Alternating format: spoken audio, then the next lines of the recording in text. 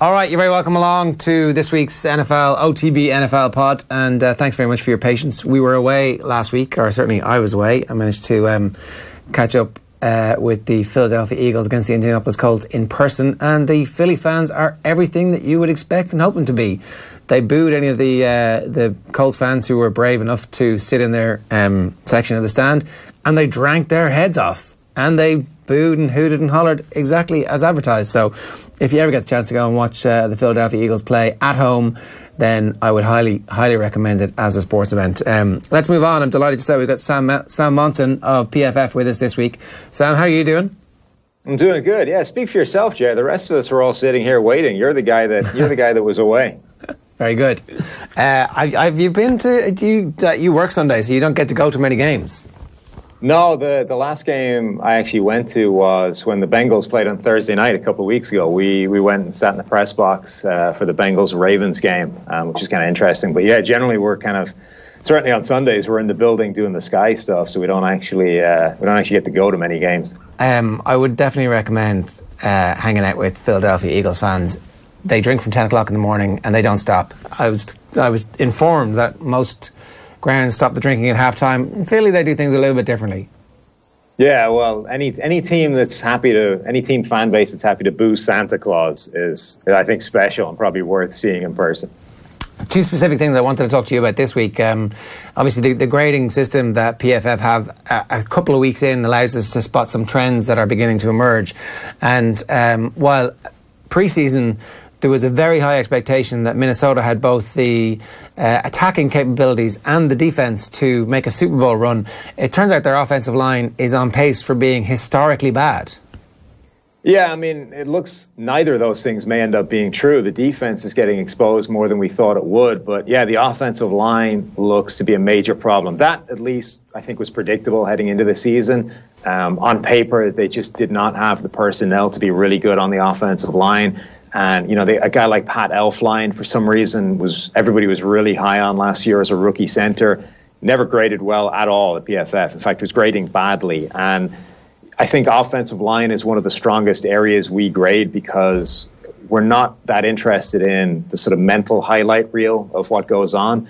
When you watch a game, you tend to kind of remember the big plays either end of the scale, the really good ones, the really bad ones, and sort of throw out the rest in between as, you know, they're average. But it's the ones in the middle really where all of the information is. That's kind of what determines how good or bad a guy is.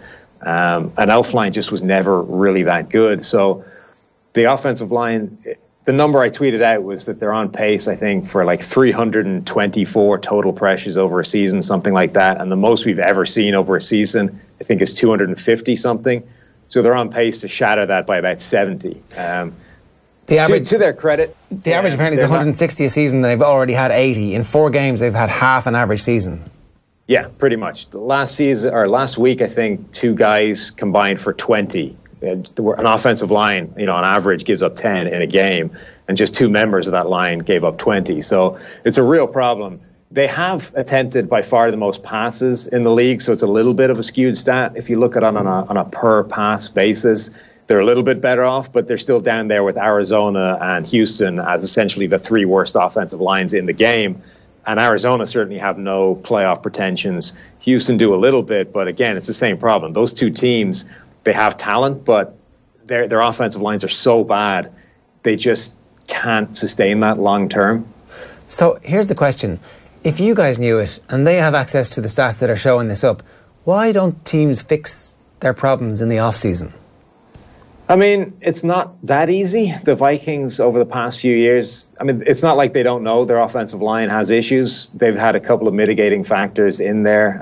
They lost offensive line coach Tony Sperano. He died suddenly of a heart attack in the offseason. I don't know what impact that has on the line, but it can't be good. And, you know, they've attempted to add personnel to that line for a few years. They traded for Brett Jones just before the season began, when it became clear that Pat Elflein wasn't going to start the season. But I think they just haven't been good at identifying offensive line talent. You know, they've drafted a few players. They've never really panned out.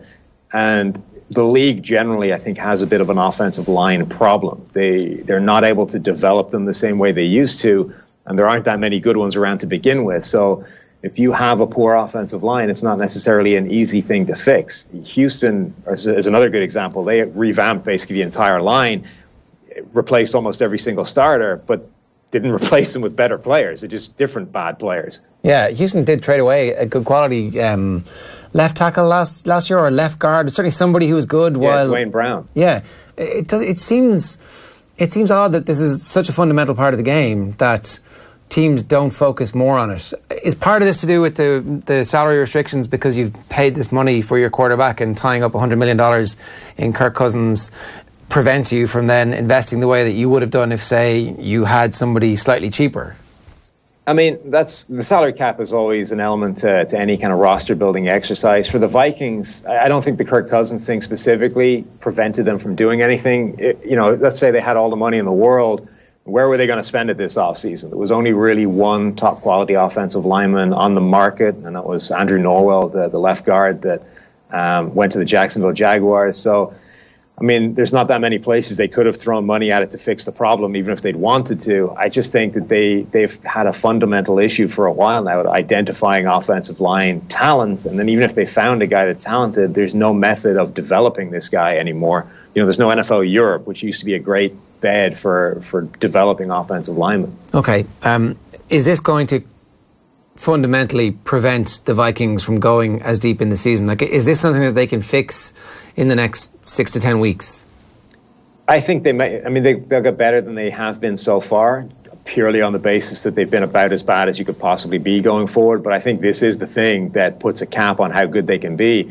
If you think back to the NFC Championship game against the Eagles, obviously that was a disaster for the Vikings. But I think the single biggest thing in that game is that the Eagles' front seven was just getting relentless pressure on Kirk Cousins. They pressured him 48% of his dropbacks in that game. There's generally a sort of sliding scale of how much you're pressured as a quarterback and how bad that has an impact. If you're over 40%, it's bad. If you're over 45%, it's really bad. And if you're at anything like 50, you're basically forget about it. The quarterback cannot function under those circumstances. And Kirk Cousins in the NFC Championship game was at 48.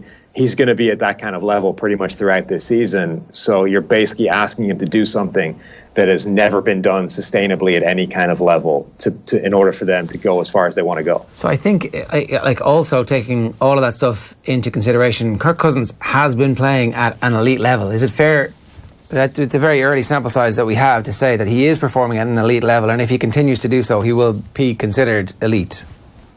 Well, I think he's been inconsistent. So he was bad in that Buffalo game. He was bad for half of the Green Bay game before bringing them back. What he's shown is that he's capable of doing the thing that they brought him in to do, which is if you find yourself 14, 17 points down in the game, he's a guy that can actually bring you all the way back and at least contend in a shootout. If they'd had Case Keenum at quarterback, I don't think they're capable of doing that. I don't think they're capable of coming back in the Green Bay game, albeit to tie. I don't think they're capable of living with the Rams in a shootout, again, albeit in a game they ended up losing. But I think he's done what they brought him in to do, which is show that he's a guy that can make those big-time throws and, at least elevate things when the other things on the team aren't functioning. I wanted to ask you another about the PFF grades of the first-round picks in this year's draft are out for the first 4 weeks, and Baker Mayfield is grading really well at the moment. Yeah, Baker Mayfield is a guy that PFF loved all the way through the process. So we watch and grade every single player in the NFL, but we also do it of every FBS game, essentially Division I of college. So we've had the last 3 seasons of Baker Mayfield's starting career there, and he had the number 1 and the number 2 single seasons we've ever seen from a quarterback. So higher than Jared Goff, of Carson Wentz. He was an FCS quarterback, but we did his games as well. Higher than Jameis Winston, the Marcus Mariota, all these guys. Baker Mayfield was number 1 and number 2. His accuracy was off the charts. He just looked like an absolutely phenomenal quarterback. And I think just his size really dinged him in the idea of in the mind of a lot of people. He's a 6'1" guy, doesn't look like Josh Allen. And honestly, I think Josh Allen being in the same draft almost magnified the misconceptions about Baker Mayfield. In any other draft, you would be looking at Baker Mayfield's arm and saying, okay, he may only be 6'1", but the guy has a cannon for an arm. But put next to Josh Allen, nobody has a cannon for an arm because that guy's just got freaky arm strength, and he's 6'5" and all this kind of stuff. So I think people kind of slept on Baker Mayfield a little bit.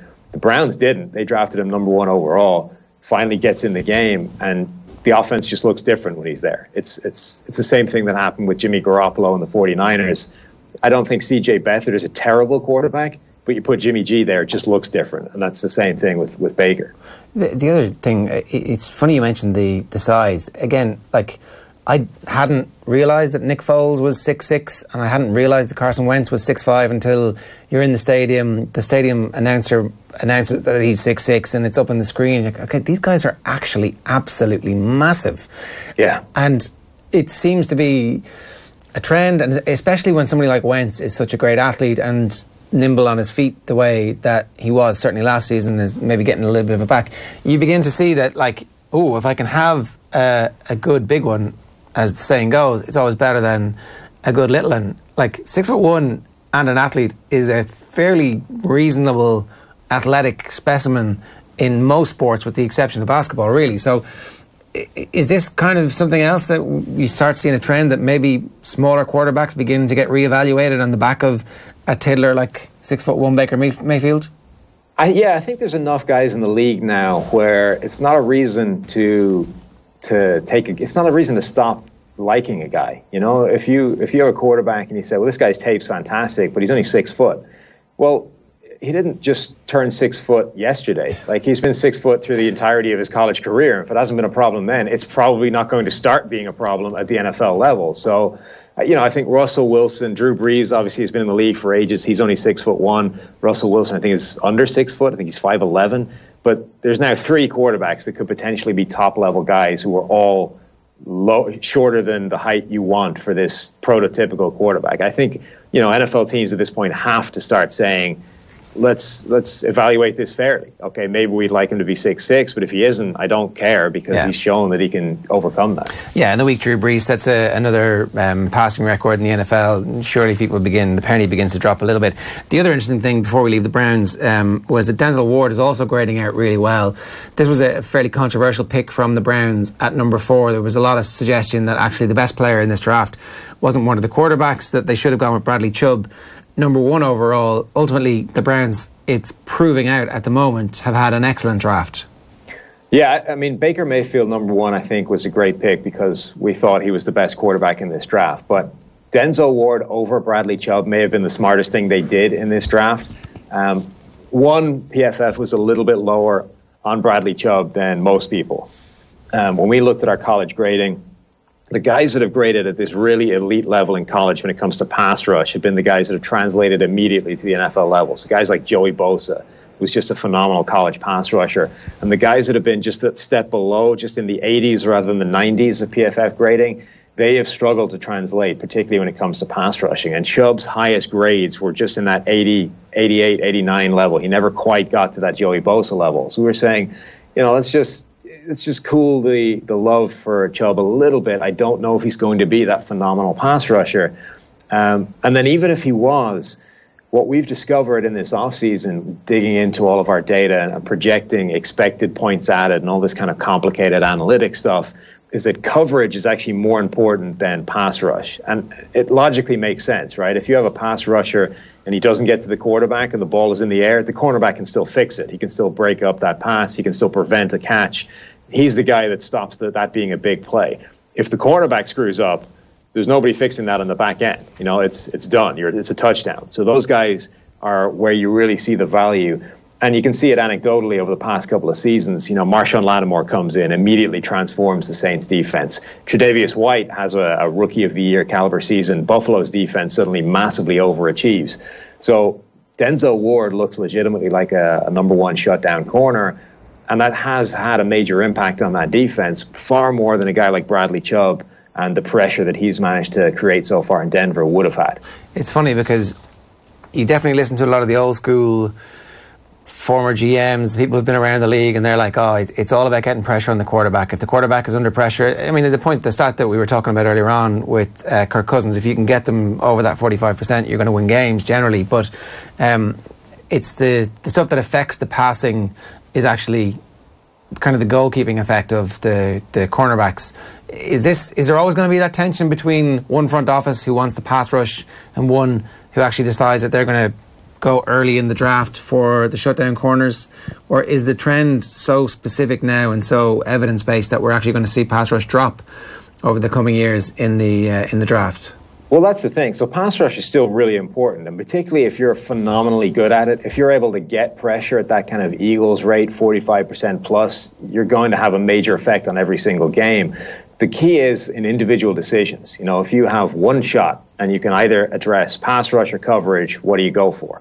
And there, the data says you have to go coverage. There's like a sort of hierarchy of what you need in the NFL level that all the data points to. It's obviously quarterback first, being able to pass the ball. Next is receivers, because you need somebody to catch the ball at the end of the thing. Then it's coverage. Can you stop the pass? Then it's pass rush. Can you pressure the opposition, kind of impact their pass? And just there's this very clear hierarchy of things that you need to address in a specific order. And all of the data points that way. And what's really fascinating is that at the bottom end of this, well, above special teams, which we don't really count, but at the bottom end of this hierarchy is anything to do with the run game. So running the ball, stopping the run. You almost don't need to care about that in today's NFL, unless you are catastrophically bad at stopping the run to the point where teams can just run at 6 yards a carry every single play.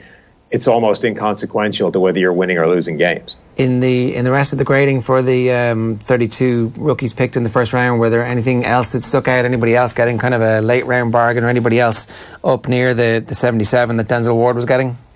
I think Derwin James, the safety of the Chargers, is proving to be one of the steals of the first round. Again, I'm not entirely sure how he slipped. He was a guy that was a phenomenal college player.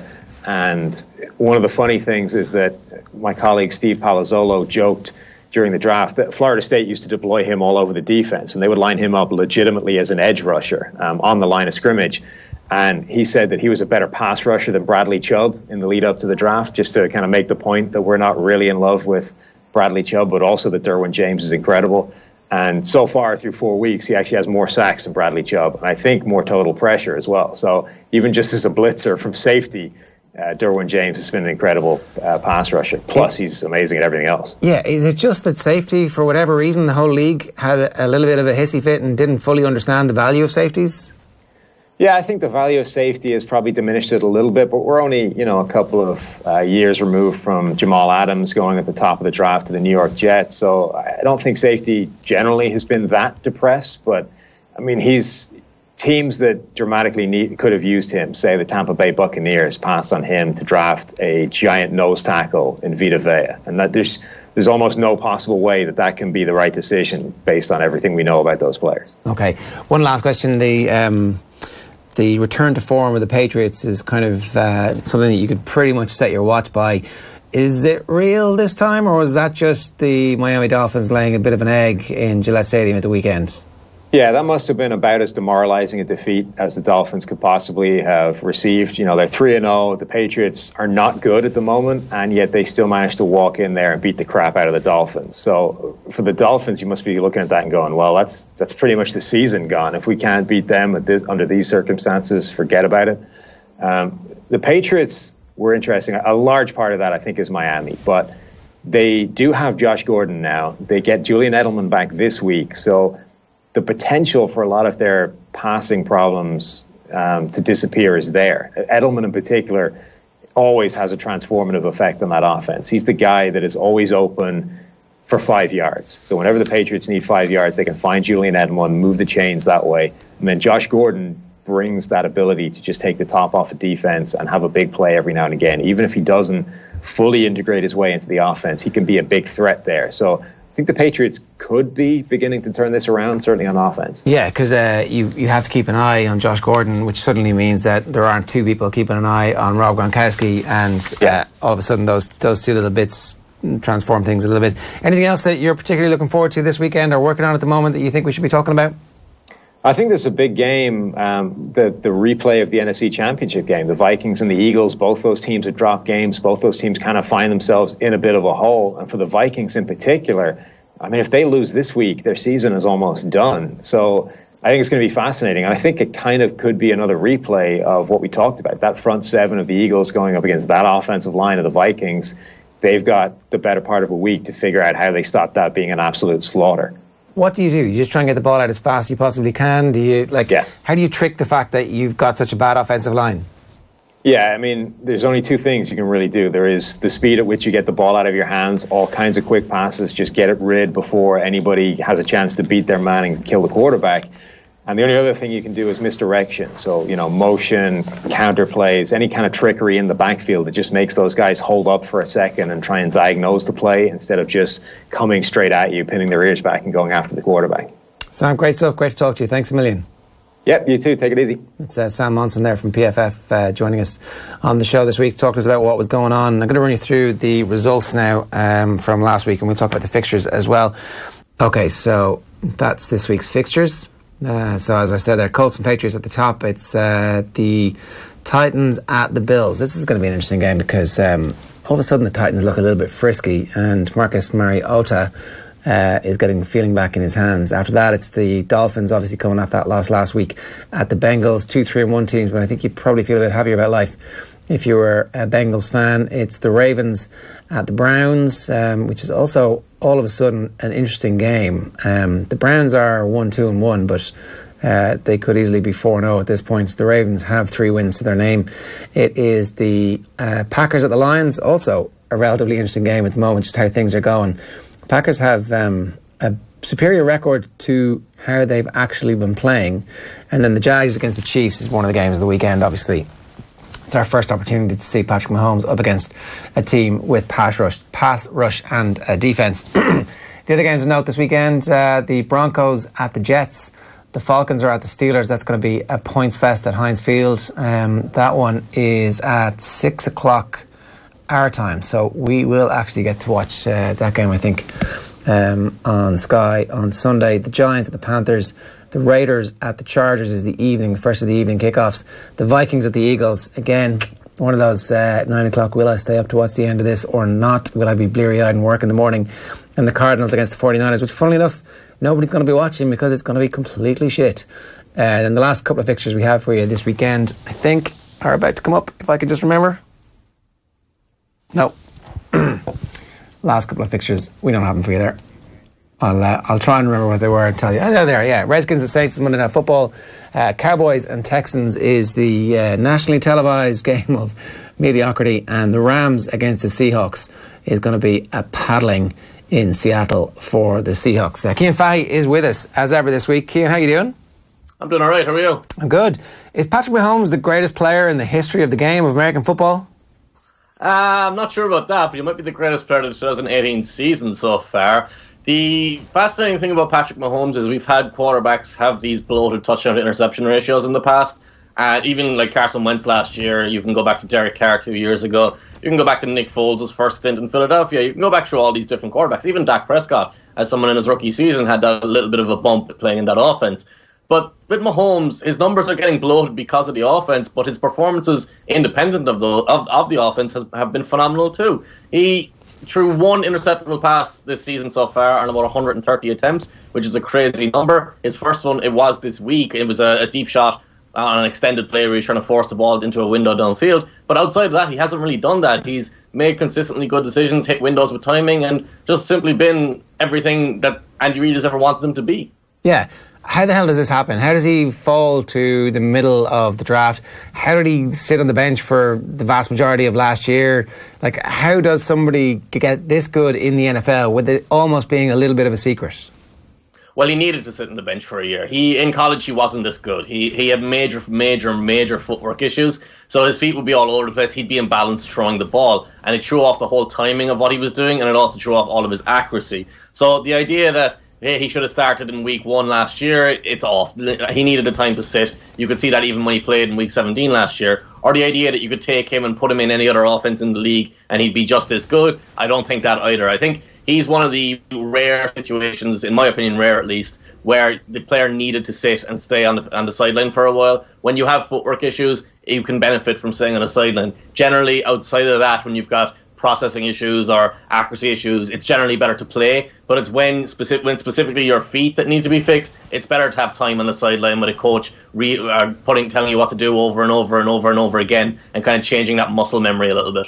So how many other situations could you have gone into and been successful? Like, I suspect that Bill Belichick could have been able to fix him, and he could have arrived at some point in the next couple of years whenever Brady's ready to go. But are there any other coaches and coaching situations and scenarios where it was so perfect a situation that Patrick Mahomes could have thrived? Well, it's still only been a month. He is going to struggle more than he has to this point. I think Andy Reid was generally the best at this. So he gets guys like Nick Foles, he gets guys like Kevin Kolb, who didn't turn out eventually but was good with Reid, and he develops them. He knows what to look for in a quarterback. He knows how to set them up. I think in general, I think this is more of a general point than a specific to Mahomes. I think the coaches who spread the field out, who get more receivers on the field, who put more options into their play, rather than having the specific plays with 6 and 7 and 8 blockers and guys who run vertical routes all the time, I think those coaches do better. So you're looking at guys from the Andy Reid coaching tree, Doug Peterson, Matt Nagy. You're looking at guys from like Kyle Shanahan and Matt LaFleur and Sean McVay. Basically, the good coaches in the league right now, rather than just picking specific ones for specific quarterbacks. It's the guys who are building expansive offense, the guys who embrace diversity, and the guys who are actually thinking about changing their offense each week, rather than coaches like Jason Garrett in Dallas, who runs the same thing every week and it struggles every week. Denver were supposed to be the first opportunity for us to see Patrick Mahomes nationally televised, but also up against a proper defence. And Von Miller was off the field for the end of the game, so I don't know if he's not fit enough or whatever it was, but it seemed a little bit weird. Are Denver not as good as advertised, first off, and so is this the week when they're up against the Jags that finally we get to go, oh, now we've seen you up against a proper defence? Or is he just so good that it doesn't really matter? Well, it's not like he tore them apart. It's not like he did to the Steelers what he did to the Broncos, what he did to the Steelers. I think that defense did pretty well against them. They neutralized Travis Kelce for the most part. Sammy Watkins going out, obviously hurt, and Tyreek Hill didn't have that big game. I noticed as well with Von Miller throughout the game, normally he's like an every down linebacker. But you notice in some of the first downs and some of the longer second downs where you were expecting a run play, he wasn't on the field, which was intriguing to me. So that is something to watch. I think the interesting part of it was you had a secondary there with Chris Harris and Bradley Roby who could actually cover these receivers in single coverage a little bit, which no one else has been able to do. The Jaguars, I think the Jaguars will be able to, but there's a style issue here. Jalen Ramsey is a long, tall cornerback. He's a better version of Xavier Rhodes. And if you watch the Rams and Vikings game last week, you saw Brandon Cooks get away from Xavier Rhodes over and over and over again. And a big part of that is Brandon Cooks is 5'10", 5'11", whatever he is. Xavier Rhodes is 6'2", 6'3", and it's very hard to use your body against a smaller receiver like that. So when Andy Reid goes into this matchup, he's got Tyreek Hill, Chris Conley, Demarcus Robinson, Sammy Watkins to a lesser extent because Sammy Watkins is a little bit taller, but he's got these guys who are small who are going to make these lateral cuts that I don't think Jalen Ramsey's going to be able to keep up with. AJ Bowie might be better than him at that, but I think where this game will kind of be won and lost is on the defensive line, because Calais Campbell and Malik Jackson and the rest of that defensive line will be able to stop the run while getting pressure with only 4, and that will ease the stress on the coverage outside, and it'll make it easier to stop those option plays that Mahomes and Andy Reid run. So the Jags should win, even at Arrowhead. I don't know about that. I think this is one of the toughest tests they'll get. Unless we expect I got some abuse this week on the podcast that we do and on the Interceptable podcast, because I said unless they actually lose to one of these teams, are going to go 16-0, and it's just hard to imagine them going 16-0, which is a very Trent Dilfer thing to say, because unless they win, they lose, kind of a thing. I don't know, but my point there is someone is going to have to beat them at some point. Someone good, like someone good. Yeah, I get you. I'm with you. It feels like these matchups we're going to have to pick out, because there are going to be games where they're just blowing teams out and it's not even a contest. This is one of the games where it'll be tight and where it'll be close, I think. Is their defence improved? I mean, it was interesting that they were putting together a package for Earl Thomas before he broke his leg. That's understandable. Adding Earl Thomas to that defence is obviously going to improve them. Is their defence as bad as everybody thinks it is?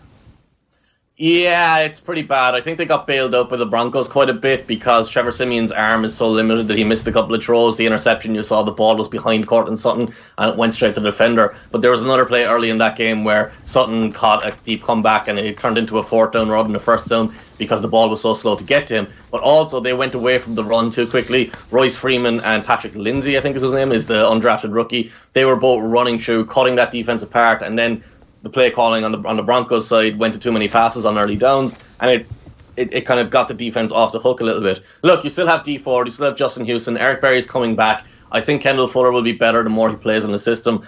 I think they'll get a little bit better as the season goes along, but they'll be the 25th defense in the league rather than the 32nd. I don't think it's going to be average, above average, or even good. Good enough, though, to reach a championship game and potentially a Super Bowl? If that offense keeps going the way it is, they'll be the favourites in the AFC. Yeah, okay. I wanted, it was never my intention to talk about the Tennessee Titans, but I'm just interested in how they've managed to squeak through games through what looks like brilliant coaching in the face of significant troubles at quarterback up to this point. And, you know, it happens once, you're like, okay, fair enough, that was a bit gimmicky. But then it happens week after week after week, and you're like, hang on a second. You start looking at the talent they have and the intention that they have to try and be creative, and they start winning games in difficult fashion against good teams. Like, this is a real team now. Yeah, we do this little, like, the way we pick coach of the year every year is we have these expectations on every team, and if one team wins more than we expect them to win, we assume it's coaching. And that's kind of what we're doing with the Titans right now, because Mike Vrabel has mismanaged this quarterback situation completely. He was starting Blaine Gabbert, and when Marcus Mariota was clearly healthy enough to play, because Mariota was the only backup quarterback who was active. So he's kind of got lucky a little bit in that Gabbert got hurt and Mariota was forced back onto the field. From a play calling point of view, Matt LaFleur is there. He's a Sean McVay disciple. He was with the Rams last year. He's diversified that offense. They look so much better. I'm actually writing about their comeback right now because the comeback was phenomenal. They had 3 4th downs in that game in overtime. Mariota didn't miss a throw after the second quarter. Well, in the second half, after throwing an ugly interception at the end of the second quarter. A big key for the Eagles' point of view was that Rodney McLeod is on IR. He went out last week. He's out for the season. And Corey Graham has been pushed into his starting spot. And Graham was someone they went after a couple of times on key plays. They had a big throw in overtime that was actually dropped by Darius Jennings. It would have been a game winner. And then they had a big throw to Taywan Taylor to convert to 4th and 15 at the expense of Graham. I think this Titans team is a lot better than people realise. But it's also one of those teams that I feel like is probably a year away from being truly very, very good, because the defensive back 7 needs to get better, and I think they need one more weapon at wide receiver or tight end. Mariota was unable to feel the nerves in his throwing hand, and like, you take that into consideration, and maybe his performances aren't going to be lights out this year, but they're going to be fairly gutsy, and he's got a little bit of a running ability, and he's pretty good. He's not brilliant. I generally think he's brilliant when he's healthy. I think he's one of the best quarterbacks in the league when he's healthy. He's just not been in a situation to thrive. I'm not that concerned about his hand anymore, because they said this was a nerve issue. They said there was nothing really to do about it. It was just a wait and see and wait till it comes back. But he made two 50-plus yard throws in this game straight down the middle of the field. The ball travelled about 60 yards in the air. It was perfectly fine. They were both accurate. So the big question was, could he throw a corner route or a deep out route where he's got to put the ball over a cornerback and fit it in below a safety? You definitely need to be able to grip the ball to do that, obviously. He made that 4th and 15 throw, one of the more difficult throws you're going to have to make as a quarterback. So I don't have any issue with him right now. I think he's probably healthy again, and this isn't something that's going to linger and impact his play much longer, because if you can play like that for 3 quarters, I know it was an overtime, isn't really a quarter, but they went so long, it was one long drive, it was a 16-play drive. I think you can do that over weeks. It's not going to be something that's going to be an issue again next week or a week after. Okay. You were on the Dolphins train before the season started. I don't know. Maybe we shouldn't overreact to them completely shitting the bed last week. And actually, they're still 3-1. And I don't know. Sometimes these things happen when you're up against an old rival. You get spooked a little bit. It was so important for the Patriots to win. A few things go against you. The game gets away from you. It's a complete blowout. But really, if you lose a close game, this is American football. This happens all the time. So, are you off that train as a matter of that one result, or do you still think they've got a good shot of winning that division? I've facetiously been calling this the Patriots Super Bowl this week because it did feel like that game was something they desperately needed to win. And for the first quarter, it really looked like what you expected it to be. It was really close. They got to a third down early in the second quarter. Cordell Patterson caught a 55-yard touchdown. And it was on a play where the Patriots ran a pick play on the left. And it was either Minka Fitzpatrick or Xavier Howard. It's one of them is 25, one is 29, and the Dolphins' numbers are impossible to tell one from the other. So it was one of their cornerbacks who completely blew his assignment and let Patterson go wide open down the sideline. And that miscommunication led to the long touchdown, and then it kind of felt like everything just snowballed from there, and the Dolphins game got out of hand. If that had happened at home, I'd be saying, yeah, the Dolphins are in trouble. But going on the road against a team that's desperate, a team with Belichick who knows them inside out and who knows how to set everything up and attack their weaknesses, I'm not too concerned about it. I think they'll win the home game. They'll win the return leg of it. I still feel like they'll be competing for the division. And I think overall, the talent there is generally better than what the Patriots have. I know the Patriots won the game convincingly and they blew them out, but that happens in the NFL sometimes. This Patriots team, I still think, has a lot of problems. Yeah. Problems that they're fixing slowly. Yeah. Edelman comes back. We were talking a little bit earlier on about it with Sam, and just suddenly Josh Gordon means that you're not really double teaming Gronkowski as often, and you can keep possession if they're all being properly marked. The difference is going to be that they're going to be able to attack every level of the defense at the same time. You're going to have Edelman working underneath, you're going to have Gronkowski working the seams and working intermediate, and you're going to have Gordon working intermediate and working deep. So suddenly Brady has someone to hit at every level, and you've got James White coming out of the backfield. Compare that to working on Philip Dorsett and Cordell Patterson, and it's a completely different offense. It's basically getting two new guys coming out of training camp because this is such a different look. It's going to have a different identity next week. Who are also brilliant. It's not like they're kind of waiver wire pickups who are no good. It's like top of the range, proper material. It might be a little bit of a struggle for Edelman now because I believe he's back this week, and they're playing Thursday night. They're playing the early game this week after a short week. It's against the Colts, so they'll probably feel like they can win that game regardless. So I'm not sure how much they'll ask Edelman to do. Okay, the Dolphins are at the Bengals, who have been surprisingly good, even though Tyler Eifert goes off with a horrific ankle break, which is in the long run a really kind of serious thing for them, because this was an offense that was completely vanilla last season and still almost made it to the playoffs. This year it looked like they had a little bit, like we've just been talking about, you can attack it at different levels with the quality that they have. Taking Tyler Eifert out suddenly means that there's a lot more attention for AJ Green and a lot more asked of Tyler Boyd, and maybe John Ross is not the complete bust that everybody has been assuming he was, but still he's definitely on the waiver wire in almost everybody's fantasy league. Do the Bengals need everything to go right for them to be good enough to compete, or can Andy Dalton actually take that step forward and carry this offense? So I think Tyler Eifert is a really, really good tight end. I think he's a phenomenal football player when he's fully healthy. I think he's been a little bit sapped over the years because of all these injuries that he's had. But I don't think they're going to miss him that much because they have good backups there. I think Tyler Kroft is the main backup. You have CJ Uzomah, who I assume is still there. I haven't actually checked that today yet, so I could be wrong on that. But they have backup tight ends who are good enough to be effective and good enough to stretch the field down the seams. John Ross had a long touchdown against the Falcons, pulled up a little gimpy at the end of it, but it was a phenomenal play for him because it was him stretching the defense away from AJ Green, putting a safety in a position where you have to choose between double teaming AJ Green or giving the deep ball up to John Ross. And when you do that, John Ross is going to be wide open. I think that offense has enough talent to be good or to be sustainable, to sustain production. I think the defense is where they're going to really win games because I think that unit's going to get better as the year goes along as well, as they get their linebackers back healthy. They have a lot of talent in the secondary. They have a lot of talent on the defensive line. That's generally how you want to build a defense in today's NFL because you're trying to stop the pass, to stop the run. The guy who I think they really need to keep healthy is Cordy Glenn at left tackle. And they were missing their rookie starter, Billy Price, at center last week. That's another big piece for them. That offensive line can be one of the better units in the league if those guys are healthy. The problem with Glenn is he's not been healthy over the years. He's had some major surgeries, so you're kind of watching that, concerned that he might go out at some point. I want to talk about the Falcons at the Steelers. Atlanta are 1-3 and the Steelers are 1-2-1. So 2 victories between them so far into the season with 8 games gone. 8 games played between them is not what you would have expected preseason for this fixture. And yet, if I'm a supporter of either of these two teams, I'm much happier being an Atlanta fan given the injuries that they've suffered and how brilliant they have been in racking up points. You kind of feel like at least we're doing something very well, and if we could just get this other thing right, then maybe we're going to be okay here. Yeah, but even further than that, you look at who the Falcons have played. They lost to the Eagles in week 1. They beat the Panthers. They lost to the Saints, and they lost to the Bengals. That's 4 playoff teams. That's not going and tying with the Browns. Like, the Browns might make the playoffs, but the Browns still aren't a team you expect to be that good over the course of the season. So I don't really feel bad about this. Is kind of a difficult one for two teams to put together, because I think the Steelers have a quarterback problem, and I think their defense is awful, one of the worst in the league. But I think the Falcons have played good teams and they've played them well. I think Matt Ryan's been playing pretty well. I think the offense works. But how does the defense actually get better from here? You've lost your starting inside linebacker, you've lost your starting strong safety, and you've lost your starting free safety in a defense that heavily relies on those 3 positions.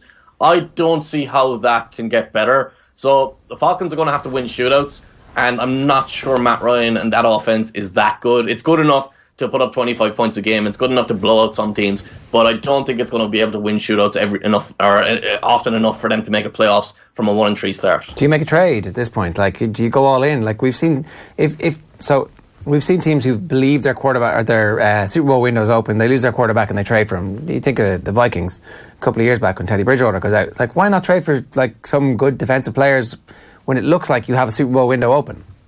Well, from one point, trading for a quarterback is more expensive than trading for any other position, but it's also trading for one player. So if to fix this Falcons defense, you need to add a linebacker, you need to add 2 safeties, at least 1 safety. So first off, you're going to have to give up pieces for them. Second off, you're going to have to think that those defenses are going to fit in what you do and how long it's going to take them to learn the defense and figure everything out. By that time, you could be 1-5 and 1-6. And then suddenly you've given up high draft picks for players who aren't going to help you because your season's already over. From the Falcons' point of view, they can't really tank. They have too much on offense. Their coaches, he's probably safe regardless of what happens this year, but he's not a coach who's going to go and tank and try and rebuild the team or whatever. They're just not at that stage of their development curve. So I can see them just playing this season out, being a really tough team for everyone they face, probably finishing 6-10, 7-9, 5-11 maybe even, and it's just going to be one of those seasons. It happens. You lose your players to injury. The 49ers are in that situation as well, for a different reason, because they've lost their starting quarterback. But this is kind of one of the things Aaron Schatz used to say to me at Football Outsiders was, predicting football isn't hard, predicting who's going to get hurt is. So that's kind of one of these situations where the Falcons just have too many injuries and they're just unlucky. The Rams have started to get some injuries as well, and even notwithstanding that, they still look absolutely fantastic. At some point, the injuries will bite with the Rams. In the meantime, what their coach appears to be able to do in transforming somebody who everybody thought was a mediocre quarterback to now a potential MVP candidate, even just utilising Todd Gurley properly over the last 18 months. Like, we are witnessing a young coaching genius almost at the peak of his powers, as if he was born a genius. Yeah, and I will touch on the injuries just before I talk about Sean McVay and the offense. Marcus Peters was expected to miss that game, and he played. And once I saw that he was playing, I kind of thought, oh yeah, the Vikings are going to go after him and exploit him a little bit.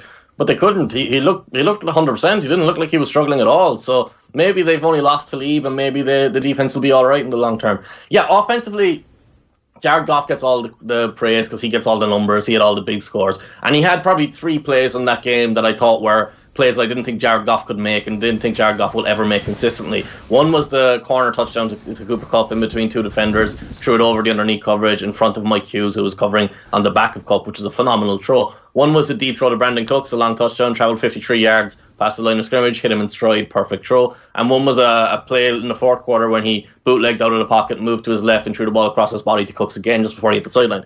So those are 3 throws I didn't think Goff could ever make. Outside of that, I didn't really see much from Goff that told me, hey, he's playing phenomenally well or he's transcending his situation and got much better. What was happening there, McVay had this perfect play calling to attack the Vikings defense. The Vikings defense is full of downhill players, aggressive players, and they suffocate you if you're just going to try and line up and run the ball or line up and drop back and pass, and they will just overwhelm you with their talent. But when you get them moving laterally, moving side to side, it's the same thing that the Bills did to them. When you use a lot of play action, use a lot of option routes or option looks from the backfield, it's really difficult for them to control their momentum and match what you're doing. So McVay used play action, I think, on 54% of his snaps in that game. The league average, or the highest in the league last year, was 32%. So he had a very specific game plan to move the defensive line laterally, pull the coverage apart, and create wide open throws for Goff from clean pockets. And that happens because you've got Andrew Whitworth there, who's a phenomenal left tackle, who I think is someone we need to start talking about a little bit more because he was in Joe Thomas's shadow for all those years. Joe Thomas, obvious Hall of Famer.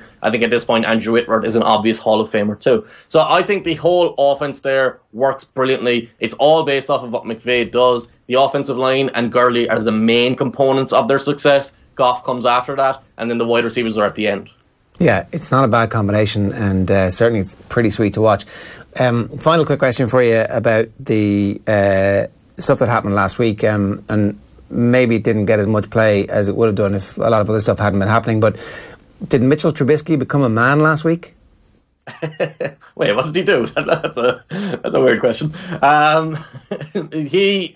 Mitchell Trubisky made the play a little. Actually, this is kind of the timing of these two questions together is a bit odd, but he kind of did what Jared Goff did, where he made a couple of outstanding plays. One was a throw down the left side into Taylor Gabriel. One was to Allen Robinson for a touchdown. Outside of that, it was kind of plays you expect your quarterback to make because the Buccaneers couldn't react to Matt Nagy's play designs. And so he had, again, wide open receivers, wide open tight ends, and Terry Cohen was phenomenal, and he was throwing from clean pockets over and over again. He did what you expected him to do throughout the first month of the season, throughout the whole season. The only reason this game was notable, outside of the 6 touchdowns, the only reason it was notable to me was he had been so bad the previous 3 weeks that this game was something he really needed, and I think it will be huge for his confidence, just because it looked like for the first 3 weeks he was just thinking about everything too much. Like his confidence was completely shot, and he was just doing things that he had done with ease during his rookie season. This game, he had a couple of struggles at the very start, but he had early big plays as well, and he completely settled down. His accuracy was there, his decision making was there, his awareness was there. He had a couple of big runs in this game. One was an option keeper, one was a long scramble. I think he's a really good quarterback. I think the offense is really good as a design when it's called properly. The play calling has been inconsistent at this point, but when it's called well, it's really hard to stop. I just feel like we're going to go to this thing what we always do with, hey, he got 6 touchdowns, he must have been phenomenal, and we forget that there was a point in not so long ago that Ryan Fitzpatrick threw 6 touchdowns for the Texans and then got benched about 3 weeks later. Yeah, Nick Foles obviously was it 7, whatever his record was. But I guess the point about Trubisky is that he was such a high pick, there was so much pressure on him, there wasn't very much around him last season. They've completely changed. They've got someone who is part of that genius coaching tree. They've got an amazing defense. Like, it's possible that Trubisky and this Bears team are a playoff team. Oh yeah, I was focusing on the micro there of that game. I think this is one of the better teams in the league, and I really, really like Mitch Trubisky as a quarterback. I think he has the potential to be one of the best in the league. I just don't think this week's game was an indicator of him turning the corner into being that great guy. It's him turning the corner away from being awful. Yeah, it felt, when you're talking about 1 week, things seem to be very fast for him. In the second week it slows down. It's almost as if a penny drops in some ways, that, and all careers need a little bit of a boost along the way where you go, okay, I get this, I understand what I'm supposed to be doing, and it appears a little bit like that happened last week. Well, my focal point is always on the majority of what a player has done. So at this point, Mitch Trubisky, 90% of his career has been really impressive play. The 10% has come the first 3 weeks of this season. Whereas if you're talking about, I know it's probably not a fair comparison because Josh Allen has only been playing for a month, but if you go back to last week and look what Josh Allen did against the Vikings, it was all very simple. It was all very easy. It wasn't anything to do outside of his skill set. Yeah. And he regressed this week against the Packers and had an awful game. Whereas, so when I take those two individual performances, you look at Josh Allen's and you see the good is the aberration, and I look at Mitch Trubisky's and I think the bad is the aberration. So over the long term, you feel like the majority of what he's done is going to win out. So I think Trubisky is going to be very good over the long term, whereas someone like Josh Allen, who has blips of high production, blips of good performances, I think he's going to struggle more because of his majority of the sample. Okay, that's a fair point. Cian, you're writing about the Titans comeback. Anything else you're writing about this week? No, I'm travelling this week, unfortunately, after today. Well, I say unfortunately, I don't mean that. I'm travelling happily, but I won't be doing too much this week. Next week, I'll back again, writing an article every day on the Patreon and on my Twitter. So, okay, if anybody wants to sign up for your Patreon, where do they go? It's patreon.com @CianAF, CianAF. Same nice as Twitter. Cian, good stuff. Thanks very much. Enjoy your travels, and we'll talk to you real soon. Cheers. Thanks, guys. It's Cian Fahey with us there every week here on the OTB NFL pod. Apologies, as I said a little bit earlier on, for missing last week's show. It won't happen again between now and the Super Bowl. We might take the week off between the Super Bowl and the divisional rounds. I haven't decided that yet, but who cares? It's too far away. Thanks very much for being with us. Tell all your buddies, give us 5 stars out of 5, even if you think the content is shit, and we'll see you next week. Thanks a million.